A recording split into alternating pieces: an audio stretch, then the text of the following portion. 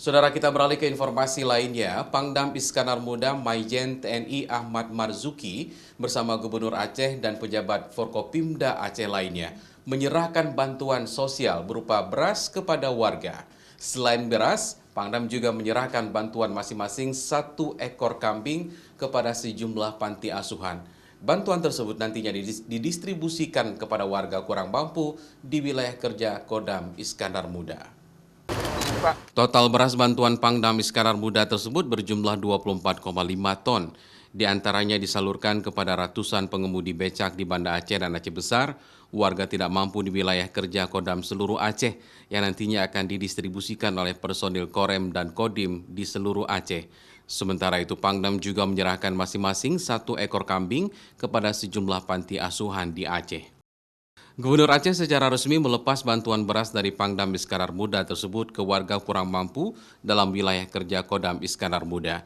Selanjutnya, personil TNI mendistribusikan bantuan tersebut ke warga melalui personil Korem dan Kodim di seluruh Aceh. Pak Pangdam juga memberi buah tangan lah untuk masyarakat di seluruh Aceh ya Pak Pangdam ya. Terutama terkait dengan adanya perayaan Maulid, kemudian pesan-pesan bahwa kita tetap harus hidup sehat dan waspada terhadap COVID. Nah, sekalian Pak Pangdam ada tugas negara yang lain, mau pamit sama Yang Mulia Wali Mangrove, Forkopimda semua. Dan kita tentu tidak bisa menahan, karir beliau itu tidak bisa kita tahan. Bantuan beras dan kambing dari Pangdam Iskandar Muda Maijen TNI Ahmad Marzuki merupakan dalam rangkaian bakti sosial, sekaligus menjadi silaturahmi dengan masyarakat dan pejabat Forkopimda seluruh Aceh karena telah menyelesaikan tugasnya sebagai Pangdam Iskandar Muda.